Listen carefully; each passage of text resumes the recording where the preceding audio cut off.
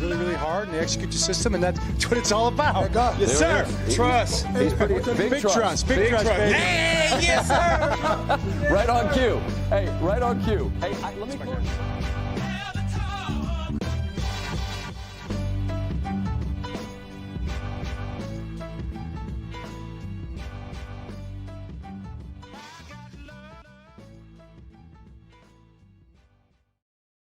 Back on the Jumbo Set podcast, presented as always by Jimmy's Famous Seafood. Tuesday, October 7th. My name is Jake Louque, and I'm joined by Baltimore Spen. How are we doing today, pal? Doing well. We've got some action, and it's some curious action. So that's obviously why we're on a little earlier than usual. Wanted to capitalize on that news and hop on here and talk. And I think it's a fun move because it branches out wide. The Ravens obviously trading Odafe Oweh and a 7th round pick for safety Alohi Gilman and a 2026 5th round pick. The 7th was a 2027 7th, which the Ravens got from the Rams for Trey White. And the Ravens are probably going to get a 7th round comp pick in 2026 for Trey White. So little nudge there. Who gives a shit about that? We're not here to talk about comp picks relative to this, but it's a move that I think is just going to spark a lot of ideas from talking heads like ourselves, from fans on Twitter, all of those kinds of things. In the Ravens having obviously the most turmoil they've probably had in about a decade, as we've described in our last show. But yeah, an interesting move, and we have a lot to talk about, I think, because of it. So yeah, I'm happy, fun, excited to talk about it. Yeah, I think it's exciting too. I think when you're in a season like this, where it kind of feels like you're grasping at straws already, not even halfway through, not even to the bye week yet. You got another week to go until that. It is nice to have some things spiced up a little bit. And man, Odafe Oweh was a guy under some pretty intense scrutiny, had come under some fire for not having any sack production, not really playing all that well. And especially in a contract year, I think expectations were pretty high. I think maybe some of that was probably symptomatic of just how bad this defense has been around him, to be fair, but also he's a guy that even when this defense has been humming around him, there's been questions about sack production in particular throughout his career. So yeah, it just feels like a guy that they had him on the books for $8 million this year with his option. It didn't seem like 13, I think, and I think they freed up 9. Okay, so they freed effectively up 7 because Gilman cost $2 million. So yeah, so they had him on 13, they freed up 9, and yeah, freed up 7 with the trade. And yeah, it just feels like this was a guy that never really lived up to the potential, and it just felt like they had made up their mind about that and we're not going to be re-signing him. So in a year where it's going to be a long shot to pull your way out of this and try to make a Super Bowl run anyway, why not try and sell while you can with him before he just walks on the free agent market? So, they send him to a comfy destination for him, having been scouted by Joe Ortiz, and then he's obviously going to go play under Jim Harbaugh. So I don't know. Seems like a pretty good move for the Chargers. I think it's a solid move for the Ravens, who don't have to worry about those quote unquote contract negotiations, which probably weren't going to be much of negotiations anyway. And you can get a look at some other players on this defense. They had more safety depth, actually. Interestingly, we can also discuss the fact that they had signed Chauncey Gardner-Johnson, CJ Gardner-Johnson to their practice squad. And then obviously they bring in Gilman with this trade. So it seemed like safety was a room that they really wanted to rebuild. I think they've got problems all throughout the defense. I think they already had a problem at outside linebacker / pass rusher. Now they have an even bigger one. So I don't know. I don't think any one trade is going to fix anything. Unfortunately, I don't think this really moves the needle all that much for me one way or the other with the Ravens, but it is very interesting. And it does make you wonder, where do they go from here? Are they going to continue to sell players? Was this just a unique case of a guy in a contract year that they weren't getting anything out of, that they wanted to sell while they still could on? I don't know, but I guess only time will tell.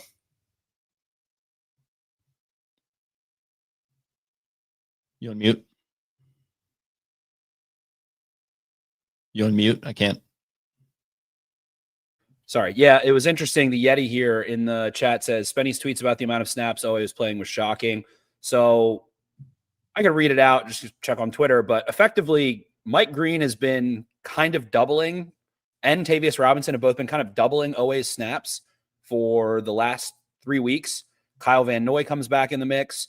Van Noy plays Sam, meaning that he can be kind of he's going to drop into coverage more often than the other side. He's going to be the dropper. He's going to be a more run-based role at times. He's going to be to the field at times. So you can expect Van Noy to effectively replace Oweh's snaps over those last couple weeks. Ajabo gets an uptick in snaps there. And I have a lot that I think about this trade. Like, I think back, I guess let's go chronologically. Like, the Ravens drafted Odafe Oweh, and Oweh, to me, I've said this at times, he is a first round pick. He was selected in the first round of the NFL draft. He was 2 picks away from being a second round pick. The guys that are like 25 to 40, they're all first round picks. They're all second, whatever. So it's like, oh, it's a first round pick. And I do think there is something to being those end of first round picks. I think that they carry themselves differently. I'm a first round pick. It makes sense, right? Like, it's a big deal to be a first round pick, even if you barely are one. It also warmed my heart to see, I think it might've been Rappaport or Mike Garofalo, maybe throwing out the former first rounder is on the move. When you get hit with that former first rounder tag, you don't want that as a player, but continue. Sure. And Oweh was the second pick of that draft. Him and Bateman both end of the first round. Like, it wasn't like they were top 15 or even top 20 picks. They are first round picks. You should try and hit on those. Those should be your statement picks of your draft. And I put Oweh in a weird category. He obviously had limited sack production at Penn State, had that sackless year. I thought he was an awesome run defender at Penn State. He would kick inside and play 4-eye. He would play inside at Penn State a lot, and his length and quickness would overwhelm more. The Ravens didn't use him that way. I don't think he was used effectively. I think they wanted he runs a 4.3. He's got get off, and they turned him into a 5-tech, 9-tech outside speed rusher. He should have been someone that was trying to physically dominate tight ends. He said he gained weight this year. I think he gets too much shit as a pass rusher. I think he's fine. I think he's like a starting caliber pass rusher. This year has been interesting because he has regressed against the run. I wanted to pull up the chart, whatever, you just take my word for it. According to PFF, he has taken the least double teams in pass rush situations of any edge rusher in the NFL. And he has done okay. He doesn't have the sack production, but he's gotten some pressures. I think his wins have been okay. But to me, him against the run is bad. And I didn't see that coming. I don't think the Ravens have used him correctly from the time they drafted him. I don't think there's like a superstar there either, but I think there's a solid, good player there. And I don't think the Ravens quite maximize his impact on the field. I think Ravens fans have desperately wanted that, 10-sack first-round pick since Charles Suggs. I mean, was he the last one that they drafted and did that as an outside linebacker in 2003? Is he the last one? Am I missing someone? Did Oweh get to 10 at one point, or did he? Well, I'm saying Oweh ends up becoming that guy. Like, ironically, last year he had 10 sacks, whatever. So it was just strange. And I think Oweh's biggest play of his career with the Ravens, or of his Ravens tenure, I should say, hopefully he makes more, but was that Chiefs strip of Clyde Edwards-Helaire, that signature play. He had a sack in the opening game of the 2021 season in Las Vegas. That was a big strip sack. So it's just been, he's been all right. He's okay. I think the Ravens could have used him a little more effectively at times, but now 2025, he's not winning enough considering how few double teams, how many single blocks he's gotten. He hasn't been an impact player against the run, which has been very surprising to me. And yeah, so they move him to a Chargers team that's missing Khalil Mack, and they bring in Alohi Gilman, who I'm trying to think, like, I've seen a lot of Alohi Gilman. I've watched him for a long time. I'm trying to compare him to like a Ravens safety. He's a little like Chuck Clark-y, I'd say. Clark maybe a better athlete than him, like especially testing wise. but he's just like, he's in the right spot. He can fit the run well. He's a solid tackler. He will get run by in coverage. He's not some ball hawk. He doesn't have great ball skills, but there's just my initial thought process in this trade is like if the Ravens were selling, so to speak, and I don't think we've seen the last player that Alohi Gilman, whatever. I like Alohi. Saying hi is fun. Alohi Gilman. There we go. We got Jack Corcoran, as I mispronounce your name of a mispronouncing of a name. But to continue, I don't think maybe I've got, purple tinted glasses on. Why, if you were trying to truly sell and just like say, fuck it, we're done, why would you not like try and get a 7th round pick instead of a safety on an expiring contract? So I really don't think this move is an indication of that. I don't think it rules it out necessarily. If you are 1-6 after the bye to the Bears, maybe that's too deep to dig out of. But the deadline got pushed back like on the other side of the week or something this year, if I remember correctly. So there's a little bit more time than usual. But to me, it says this, like, we're already phasing Oweh out. We aren't going to re-sign him. Last week, I tweeted it, and then Harbaugh ended up saying it. I tweeted it first. But when I went back and watched the tape, I really turned on Mike Green snaps. I've been kind of fixated on him this week. I want to see what's up with that guy. So I watched every snap he was on the field for. I was pleasantly surprised with the Ravens' run defense up front. However, Ruben Lowry and Keon Martin can't play on 1st and 2nd down or 3rd and short. They are little guys. They aren't confident yet. Like Ardarius Washington can play and fit the run and like tackle guys. He was playing confident like year 3, year 4 for him. Those guys are not there yet. So the Ravens also signed CJ Gardner-Johnson, who is physical and can fit the run, even if he's a psycho Deontay Johnson, possibly of the defense. But they also go get, as you've been saying, they maybe need that in their room right now. Like there's a little bit of yes, sir, please, sir, with some of these young guys that we're seeing. There's a lot of little boys out there on defense right now that just don't know what it is that they're doing. And I thought that was I was endeared to Jair Alexander for starting some shit with whoever it was that did the squirrel dance in the end zone, and then explaining that he didn't like to see that. Maybe a little more red ass, maybe a little more, psycho kind of, yeah, you got me. I'm a race car. You got me in the fucking red. That could be helpful, if nothing else. Somebody's going to have some passion. Somebody's going to have some pissed offness. Somebody's going to care about just being physical in that sense. So let's look at the Ravens safety room. I mean, it goes from Kyle Hamilton, who missed a game, hopefully is back for this Rams game, and hopefully is just healthy. But it goes from Kyle Hamilton and a bunch of inexperienced guys to Kyle Hamilton to veteran bodies that are okay, that can tackle and play the run, and Malachi Starks. So Lowry, Kane, I guess they're not, huge on. It seems like they really love him on special teams. Lowry, Kane, I mean, those guys are getting pushed down, and now you've got 2 guys, we'll see. Maybe CJ Gardner-Johnson never plays a game in Baltimore. Maybe his feet get too cold, or he's too cold and doesn't want to come in against the Eagles. Who fucking knows? But they weren't happy with the safety room. Odafe Oweh has been getting out-snapped. Odafe Oweh has been a liability against the run. It's interesting because I was expecting to watch the Houston tape and say, damn, the Ravens defensive line got destroyed against the run. That really wasn't the case. I thought they were admirable. I thought Brent Urban played really well. Travis Jones displaced guys a lot. Teddy Buchanan, I thought, played really well against the run, actually. And it was okay, but like Nick Chubb had that 27-yard touchdown run. TJ Tampa and Keon Martin just like don't go into the gap where Nick Chubb is slowly kind of cruising to, run into each other, and then he has a lane and runs to the pylon there. So that was really the explosive run in addition to CJ Stroud. So those were the 2 explosive runs that really hurt the Ravens. One was a scramble, and one was 2 really young and experienced DBs smacking into each other, guys that you probably don't want playing if you're trying to turn this season around. So they're trying to solve their problems against the run, is my read on it, by bringing in experienced guys that have proven themselves as tacklers that fit the run. And it probably bumps. I mean, we've got Jamison Hensley, Mike Garafolo, and I think Rappaport maybe all tweeting like, hey, the Ravens want to move Kyle Hamilton back into the box.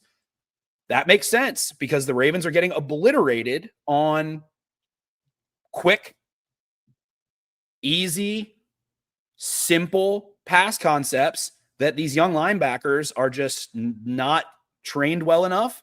They're not playing well enough, and it's destroying them. So you need DBs that can fit the run when your defensive line's hurting a little bit more. Those guys are going to be in more one-on-ones. And if you can put Kyle Hamilton next to Roquan Smith on some third downs instead of Buchanan, instead of Simpson, that's going to be instant impact to me. That's going to be instant improvement in his ability to understand leverage, to understand where the weakness in the coverage is. And hey, maybe that leads to, Alohi Gilman giving up a little bit, some deep balls, some things like that. Maybe it puts more pressure on him and on Malachi Starks and things like that. But you have to do it at this point. You have to do it. And Hamilton's pass rush is probably needed. Like Kyle Hamilton talked with Rod Woodson in that awesome chat we talked about. The Ravens do the Legends series on their YouTube page. Go check that one out. But he was like, Rod Woodson's like, hey, what are you working on this offseason?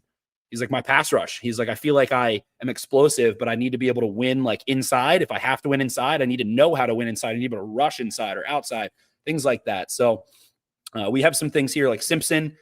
Simpson definitely is going to end up in he was an overhang at Clemson. He's probably going to play this like hybrid Sam role a little bit. They asked Harbaugh about it. He's like, yeah, you could play some Sam for us and base defense, things like that. So Simpson probably gets a couple snaps playing a little different role than trying to be a 2025 inside Mike or Will in that 2-4-5 nickel defense, which has become the new base. But so I think that's kind of the fallout of it. And if it's fantasy football, my team's not doing well, I got to make some trades. That's literally what I've been doing in my leagues, like in my breaks throughout the day. Like, hey, I need to go make some trades, right? I need a running back. I need a receiver. If I'm Eric DeCosta, I need interior defensive linemen. I need an outside linebacker. I need those things. The other report is that Mark Andrews is being shopped, and that makes total sense to me. The impact difference in my head of Mark Andrews, who can play at a high level, I think can still play at a high level on an expiring contract versus having Charlie Kohler and Isaiah Likely and insert tight end number 3. Maybe it's, the dude who's been playing fullback, Mitchell Payton, but I would rather part with Mark Andrews, get another pick, or go get another player, go look at the Giants, go look at the Jets, go look at the Titans, go see if you can pick some of those guys off. Sebastian Joseph Day, they need reinforcements. They certainly need reinforcements. So to end my tangent, we kind of talked about it on the post-game show, but Ravens don't have guys under contract next year. Like they really don't. If Madubuike truly has a long-term injury that prevents him from playing football in 2026 and beyond, you've got Lamar Jackson, Kyle Hamilton, and then Olds. You've got Roquan Smith on a huge deal that you aren't going to want to look that way next year. Marlon Humphrey dealing with injury. We'll see how he rebounds. If he can go play, we'll see what this transitive property of kicking Kyle Hamilton down into the box, if they want both of them in the box, Humphrey and Hamilton, if they want Humphrey kicking outside more, rotating with a woozy, I don't know. But Yannick Ngakoue apparently tweeting. I saw that. Yeah, I thought about sharing that, but I don't know. We'll see. Had a sack or two in his last stint here, Sure. I mean, sure, whatever. Warm bodies are warm bodies, but the fallout of this trade to me is like there's more moves coming. There has to be more moves coming. If it's that you're a seller, I get it. It's going to hurt a lot in a year where you've got Lamar Jackson, and it would hurt as a Ravens fan. But how dare you, Bradley Winterling here says sign Andy Isabella. Keep Andy Isabella the fuck out of this city. The jet sweep merchant. The jet sweep merchant. He's going to play the Duvernay role. He's going to fake the jet sweep. There we go. But I wouldn't think they would go trade for a safety. I think they would be like, hey, can you give us a 4th and we'll throw in a 6th? I think they would maximize the draft capital if they were truly trying to do that. So at this point, who do you have under contract on the defensive side of the football, especially a player that's like still at their peak? It's Kyle Hamilton. There is no one else that's on a second. Like you have Wiggins, who's a rookie. You've got some rookie contract guys, but you don't have any prime veteran players on second contracts other than Kyle Hamilton. It is old players who are on the back. Marlon Humphrey and Roquan Smith, they're probably on the 13th and 14th hole of their career. Like, they are on the back nine, and who knows? Who knows? One of them could play 5 years more. One of them could play 1 year more. Neither of those things would surprise me. So I think they need to go acquire a stud. I think they need to look at Dexter Lawrence, at Quinnen Williams, at Jeffrey Simmons. There's people saying Max Crosby. Go acquire any disruptive, dominant run player. You don't have one under contract next year on your defensive front. You don't have it. So I think all of those make sense. We got what's happening with Christian Wilkins. He filed a grievance against the Raiders with the league. He also is coming off of a foot injury and is a big boy. So I think he would be, if he was going to play right now, he would be signed to a team. I don't know. He might be messing around with that grievance and trying to rehab his foot and see if he can come back next year or something like that. But that grievance is over a lot of money. So I think that's a bigger priority to him than like trying to get $1 million or $3 million or $4 million to play right now. Would be my guess. I could be completely wrong. Yeah, them signing Gardner Johnson too. It does make me think that the Grandpa John's choir boys, I don't think they're too worried about that anymore. At least not right now. I think they need all the help they can get. So I think if they really did want him, he'd probably already be here. And that's probably going back a couple of weeks ago, but you never know. We'll see. We'll see. Could be the case. What's up with his foot? We shall see.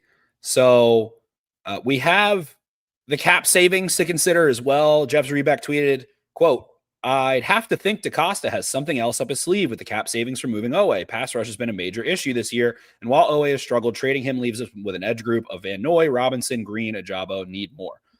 I feel like when Jeff speaks, it is usually with some sort of hint of understanding or knowledge of what's going on inside that building. So the cap savings, of course, could roll to next year. The name, and again, hypothetical trades are always the funniest thing because they very rarely materialize. Ravens fans did will Jair Alexander to Baltimore, certainly this offseason, but Garnett here says Kayvon Thibodeau.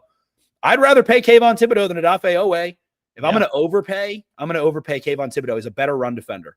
The pass rush, I think you could argue is a marginal upgrade. I think Kayvon maybe has a little better inherent ability to finish to the quarterback as opposed to just win the block, but I'd rather pay him. I'd rather have someone that's like outspoken and a leadership and has some character as well on top of it. If I'm looking at a pretty bare defensive roster moving forward, I'll pull that up and go through what that roster looks like. But yeah, why not go down swinging, man? I mean, you got to get. I would rather have a player for the next 2 years than have a first round draft pick, unless the Ravens end up picking in the top 15.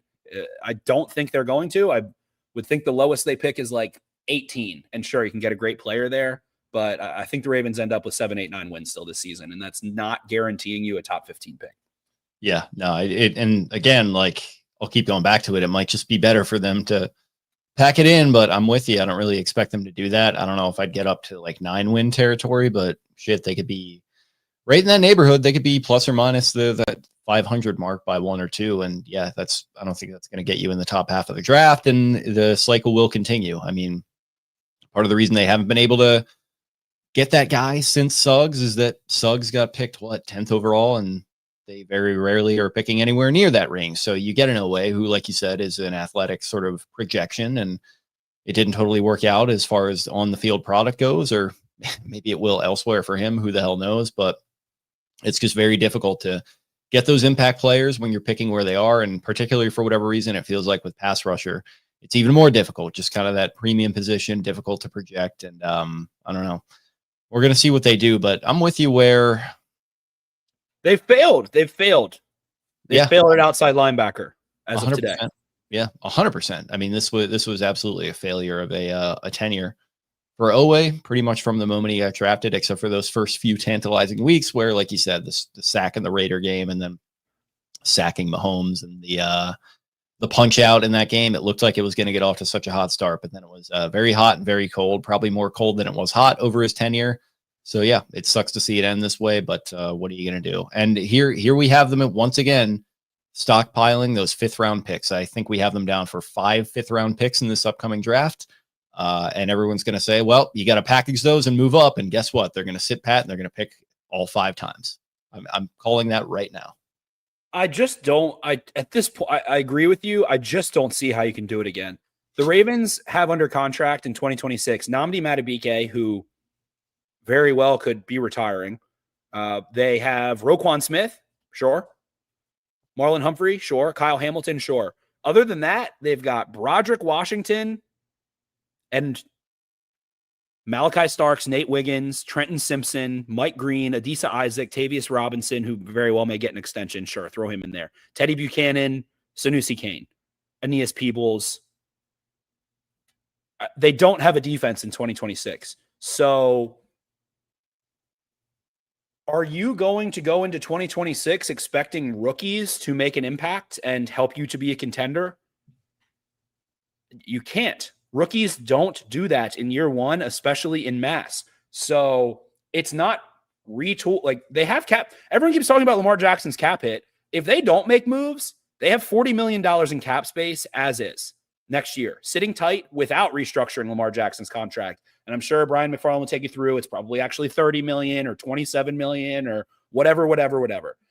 But they're not up against the cap. They could restructure other players. They have room to sign a couple guys to some long-term deals.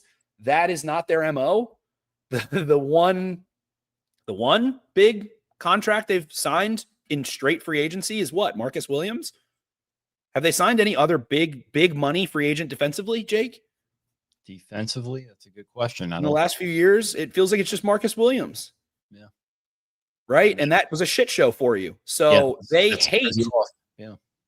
hate going to free agency. The one time they did it, I love that signing. Earl Thomas, Taylor Hodges says Earl Thomas. So, but like since that was the last and one, you're chasing, you're chasing one bad move with another one because you get rid of Thomas and, obviously a shitty situation. And it's like, well, we need a free safety. Let's panic again. Cause they panicked with Thomas. Like he was going to sign with the Chiefs. They were panicking about filling that safety role. And then Ravens came and just scooped him up with some really big offer. And obviously that doesn't work out. And he was then lights out in year one, I thought.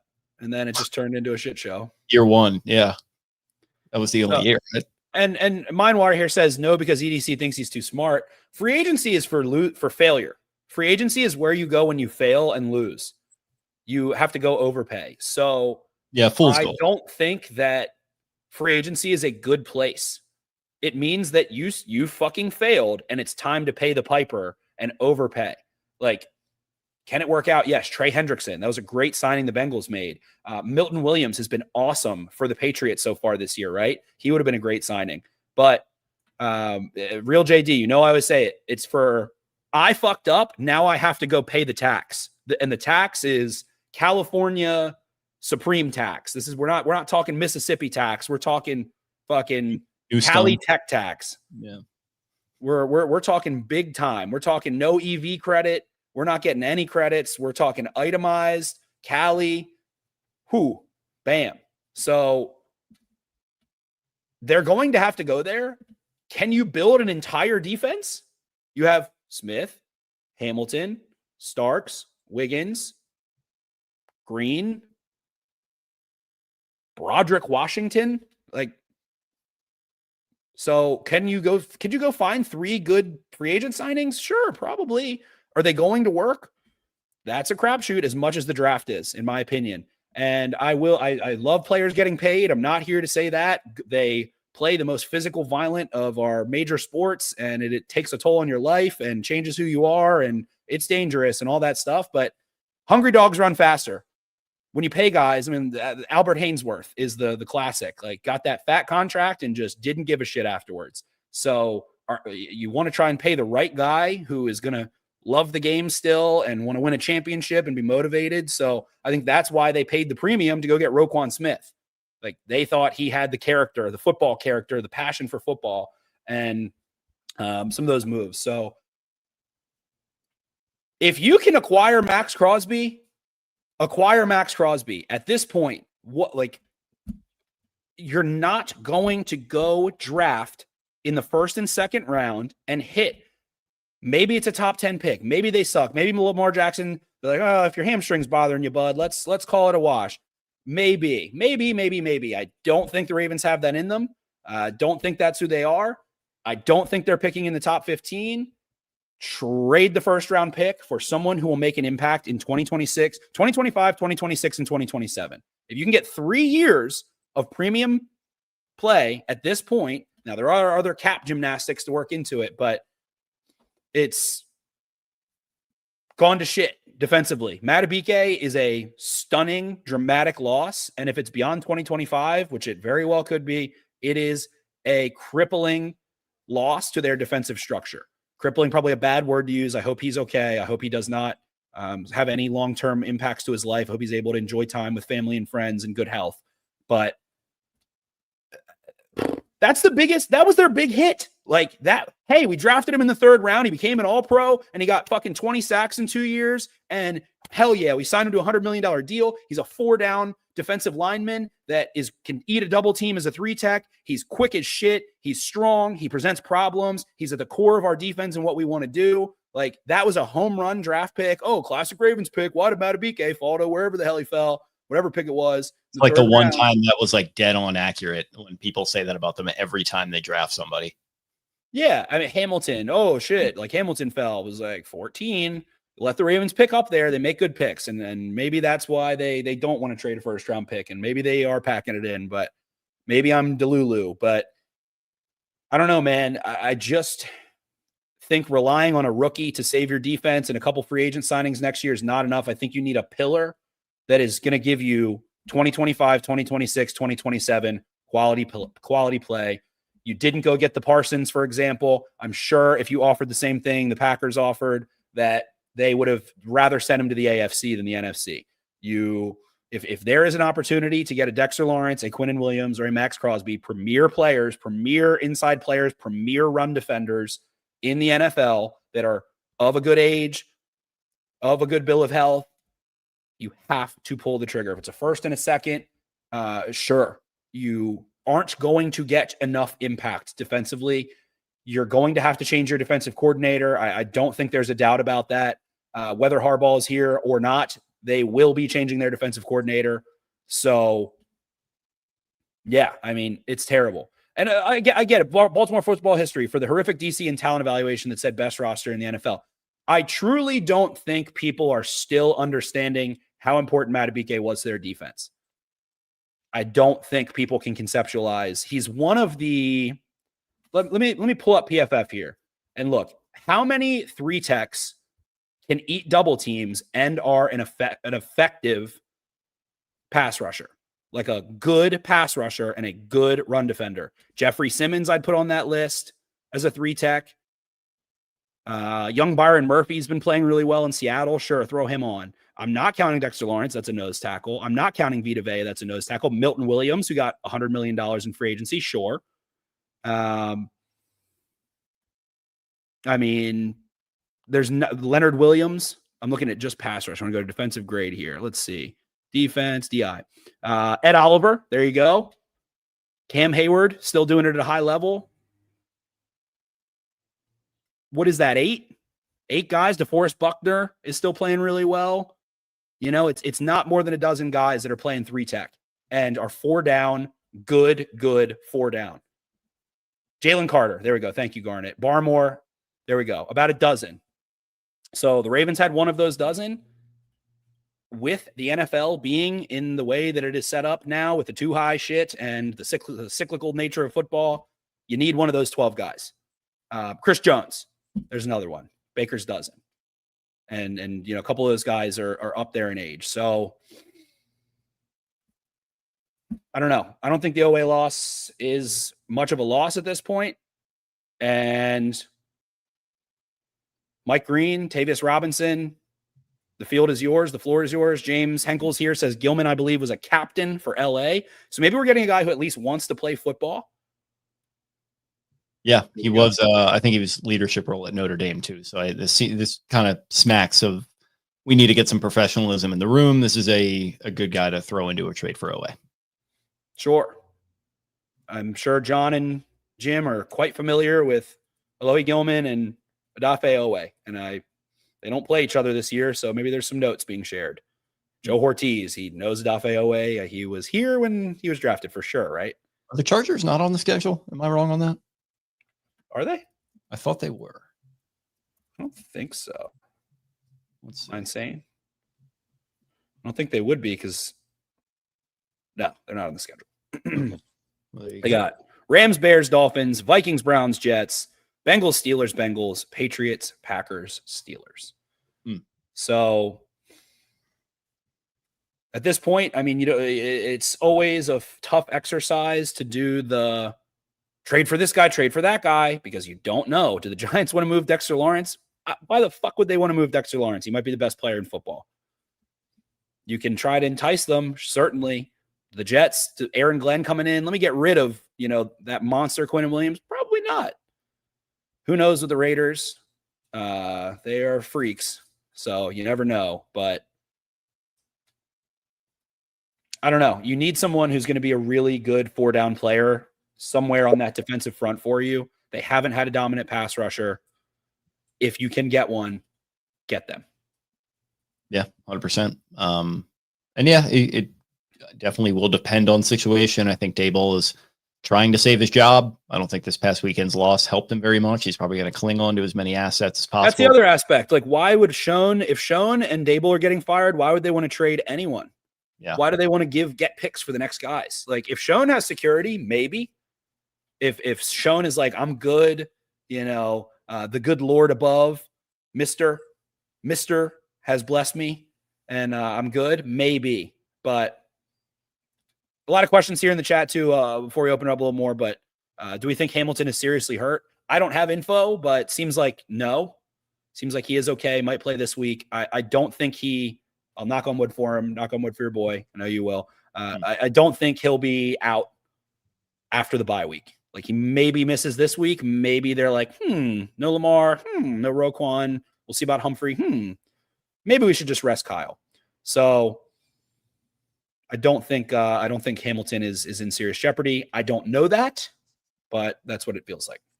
Yeah, no, I think I get the same vibes. It seems like I don't know if I'd expect Roquan or Humphrey to play this week. I think they were both described as multi-weekers after that Chief game.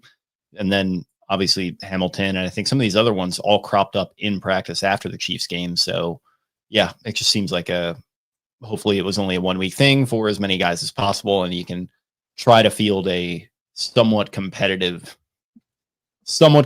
defense for what is going to be a Rams offense that is looking to probably drop some bombs after the way they kind of frittered away that Thursday night game. Yeah. So we'll get into that on Thursday, but it's an interesting move. Who knows? I mean, Oweh getting a chance to not be on a mega ass defense in a contract year. Maybe things being a little better in the Chargers defense gets him 6 sacks, and people can say, "Oh, he stepped up once he went to the LA." But pretty dire straits in Baltimore defensively. Got to see what the Ravens can do otherwise. Yep, the Ravens will not be getting their money for nothing, nor their chicks for free as they try to dig their way out of this hole. It's going to be interesting to see. It's not the easiest test to start out with. Like I said, a pissed off Rams team coming across country to play them in the rain on Sunday here.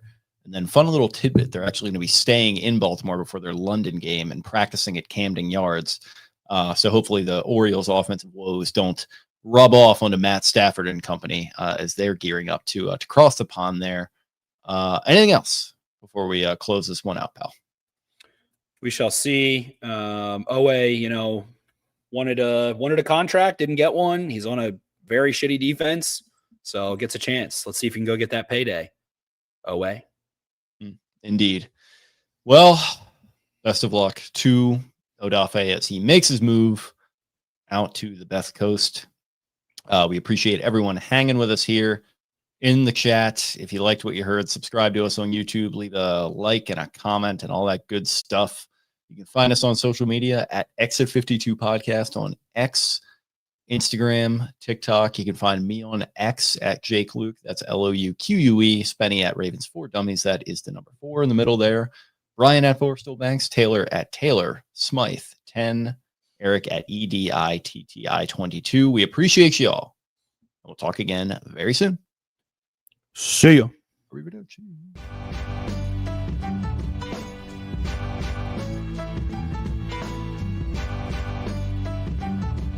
Play really, really hard and they execute the system, and that's what it's all about. Yes, There sir. it is. Trust. He's pretty big trust. Big trust, baby. Hey, yes, sir. Right on cue. Hey, right on cue. Hey, let me.